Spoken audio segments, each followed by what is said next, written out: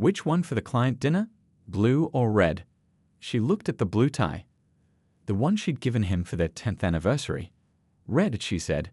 Definitely red. He smiled, oblivious to what was coming. You always know best. She returned his smile and said nothing about the swimsuits and sunscreen hidden in the bottom of his suitcase. Nothing about the couple's massage booking in his email. Nothing about the police report in her purse. Instead, she asked, "What time is your flight again? Do you need me to drive you to the airport?"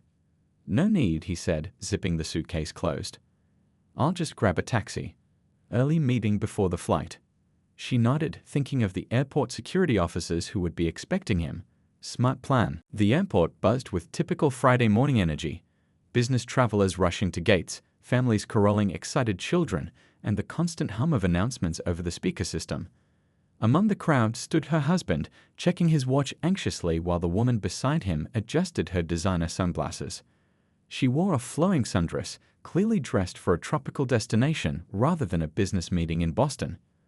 "The line's moving faster now," he said, placing his hand on the small of her back as they shuffled forward in the security queue. "We should have plenty of time for a drink before boarding." Vanessa smiled up at him. "I still can't believe we're doing this. 5 whole days, just us." She lowered her voice. "No sneaking around, no excuses." He squeezed her waist. "I've been dreaming about this since we met."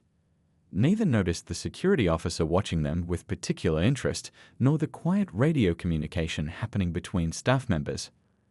When they finally reached the front of the line, they placed their carry-ons on the conveyor belt and prepared to walk through the metal detector. The husband pulled out his wallet to show his ID and boarding pass to the agent. "Bali via Los Angeles," the agent said, reviewing their documents. "Tropical getaway." "Something like that," he replied with a grin. The agent typed something into her computer, then paused. Her expression shifted slightly. "Sir, there seems to be an issue with the payment method used for these tickets. Could you step aside with me for a moment?" His smile faltered. "What kind of issue?" "It's probably just a verification problem.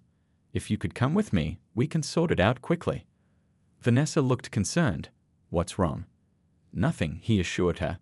"Just some mix-up. You go ahead to the gate, and I'll meet you there." The agent shook her head. "Actually, ma'am, we'll need both of you to come with us since you're traveling together." They were led to a small office off the main concourse. Inside, another airport employee sat behind a desk with a computer. The room felt suddenly small and airless. "What's going on?" he demanded, his confident demeanor beginning to crack. "Sir, the credit card used to purchase these tickets has been reported as stolen," the employee explained calmly.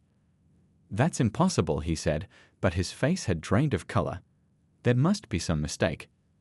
The cardholder filed a report with both the credit card company and local police. The employee turned the monitor so they could see the screen. The report was filed 2 days ago. Vanessa stepped away from him. "What is she talking about? You said this trip was paid for from your joint account." He pulled out his phone. "This is ridiculous. I'll call my wife right now and clear this up." "Be my guest," the employee said, gesturing to the phone.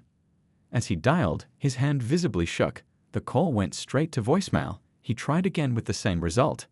"She's not answering," he said, a note of panic entering his voice.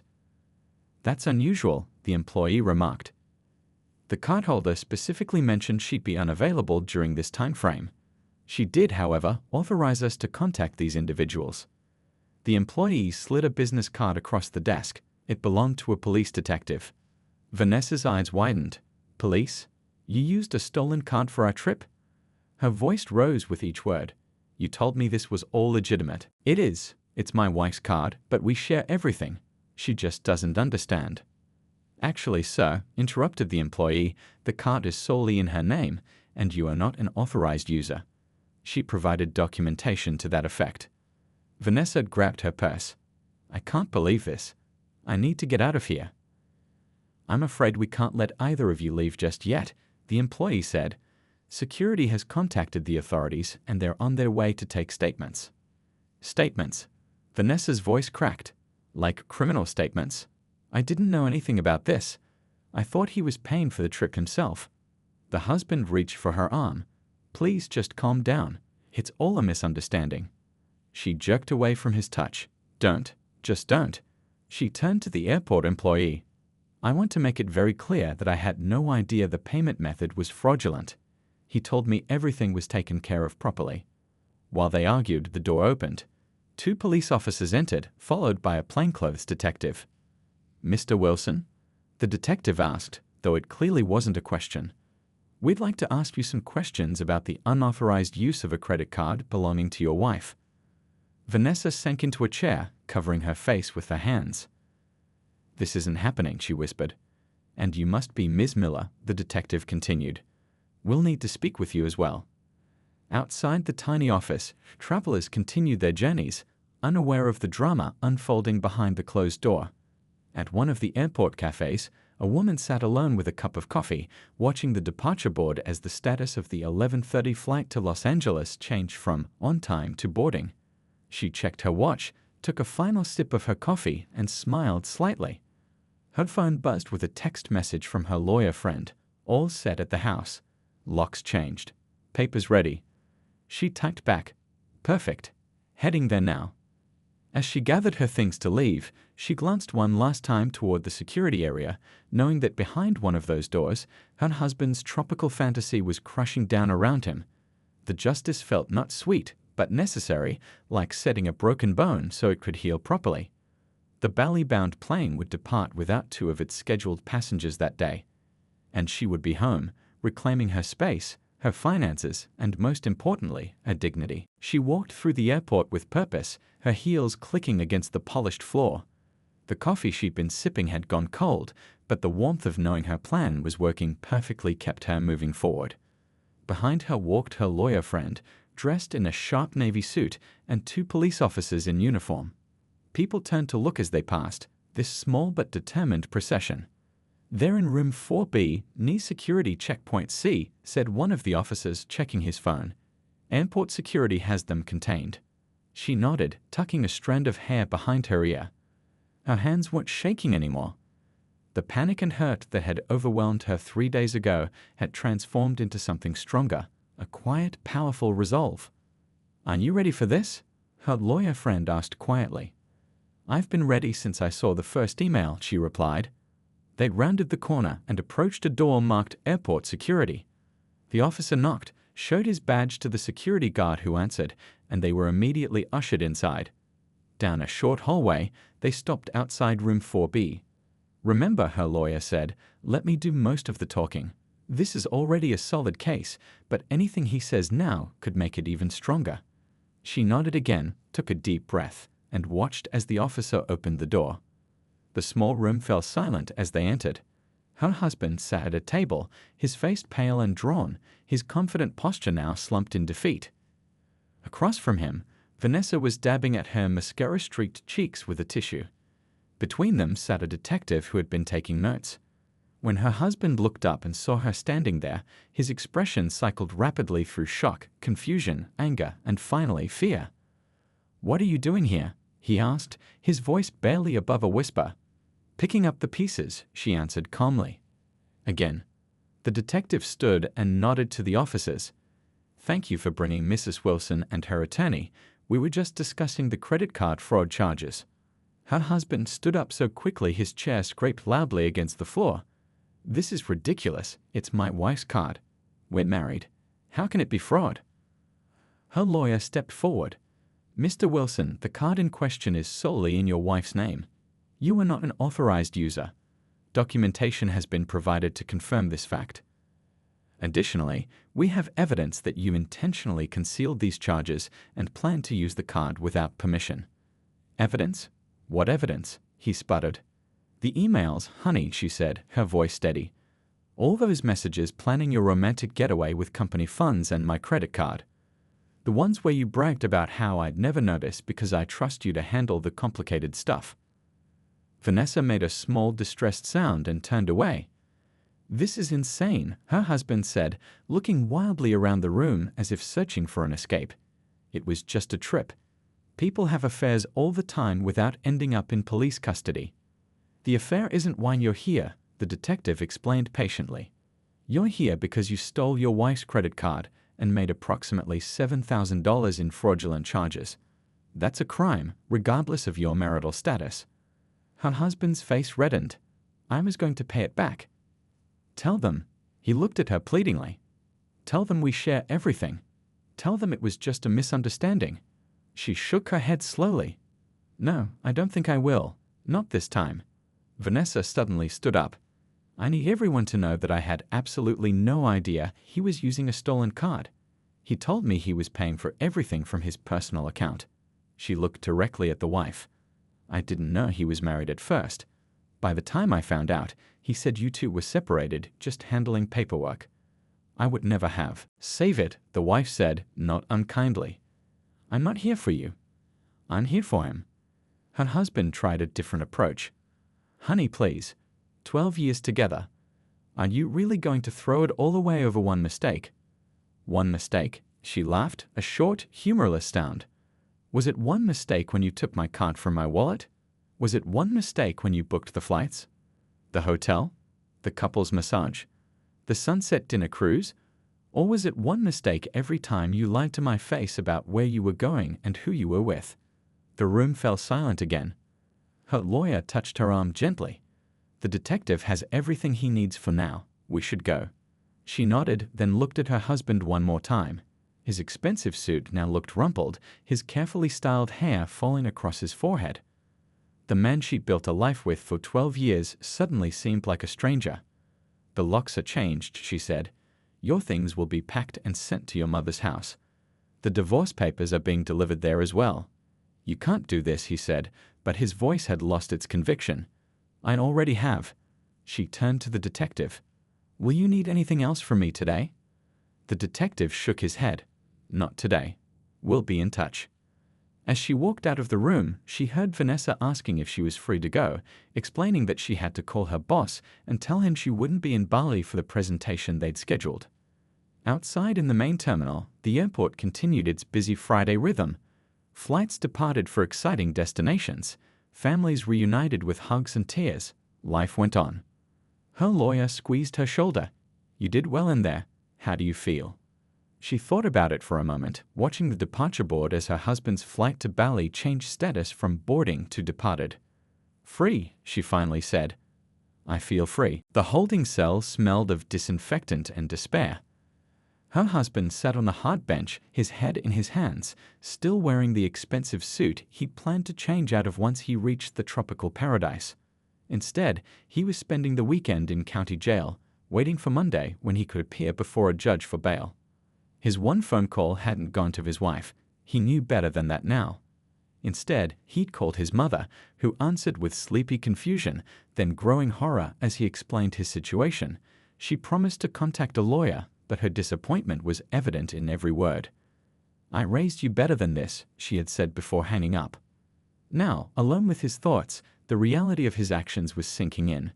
Not just the credit card theft, but the months of lies, the betrayal of trust, the casual cruelty of his deception. He thought about the emails his wife had discovered, how careless, how arrogant he had been. The memory made him wince.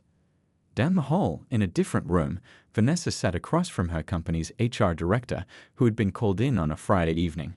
Her hands shook as she tried to explain. I had no idea the trip was funded illegally, she insisted, her voice cracking. He told me the presentation in Bali was approved by the company. That's why I took time off. I would never knowingly participate in fraud. The HR director's face remained impassive, yet you were aware he was married. Vanessa looked down.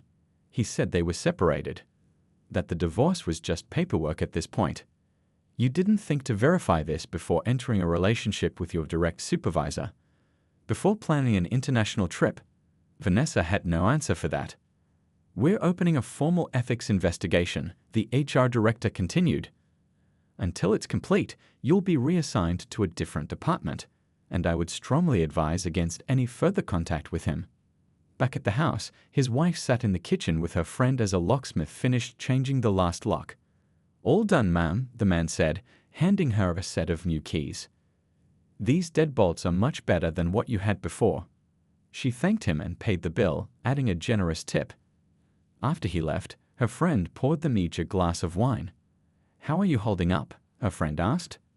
She considered the question, turning the unfamiliar key in her fingers. Better than I expected. It feels right, like I'm finally taking back control. His mother called while you were talking to the locksmith. She wanted to know if she could pick up some of his things tomorrow. That's fine. She took a sip of wine. I'd already started packing his clothes. Her friend nodded toward the legal papers on the table. The divorce petition is ready. Your lawyer can file it on Monday. So fast, she mused. 12 years of marriage undone in a weekend. The marriage was undone the moment he stole your card, her friend reminded her gently. The paperwork is just catching up to reality. Across town, word was beginning to spread. His colleague received a strange call from the police asking about company policy on international presentations. Confused, he made some calls of his own and pieced together enough of the story to send a message to their boss. By Saturday morning, the company's legal team was reviewing emails on the server, discovering the trail of messages that mentioned presentations that had never been approved and meetings that had never been scheduled. The affair might have been overlooked as a personal matter, but the potential misuse of company resources and false reporting of business activities triggered a formal investigation. His professional reputation, carefully built over 15 years, began crumbling before he even had a chance to defend himself.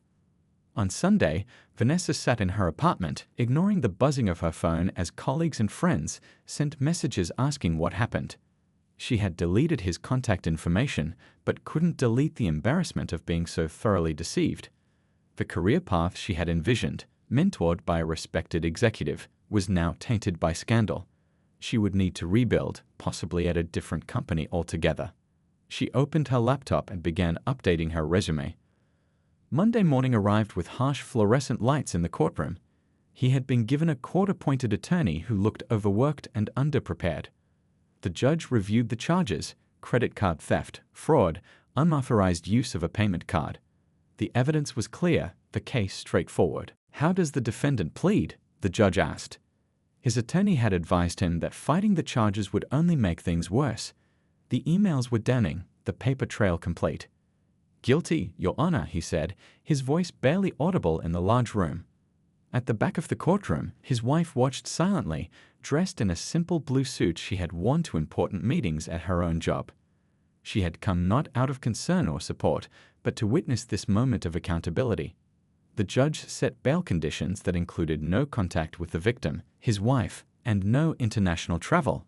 He was released of his mother's custody with an ankle monitor and a court date for sentencing in 30 days. As he left the courtroom, he caught his wife's eye for just a moment. The hurt and anger he expected to see had been replaced by something worse: indifference. She looked at him the way one might look at a stranger who had momentarily crossed their path. Then she turned and walked away, step steady, back straight, moving forward into a future that no longer included him. 6 months flew by like leaves in the wind.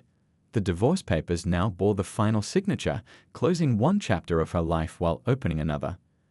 The settlement included full payback for the stolen credit card money, plus extra for the emotional damage. Her ex-husband got probation for stealing the card and had to attend special classes to learn about money responsibility. She stood in her living room, looking at the new furniture she'd bought to replace the old pieces that held too many memories. The house felt different now, lighter somehow, as if a heavy cloud had lifted. Her phone buzzed with a message from her friend: "Don't forget your passport." The irony wasn't lost on her. She was going to Bali after all, but on her terms, with her own money, and most importantly, by herself. She had kept the original booking information from the planned affair trip and decided to turn something meant to hurt her into something healing instead. The 14-hour flight gave her plenty of time to think. Next to her sat an older woman who was traveling to visit her daughter. They talked about second chances and new beginnings.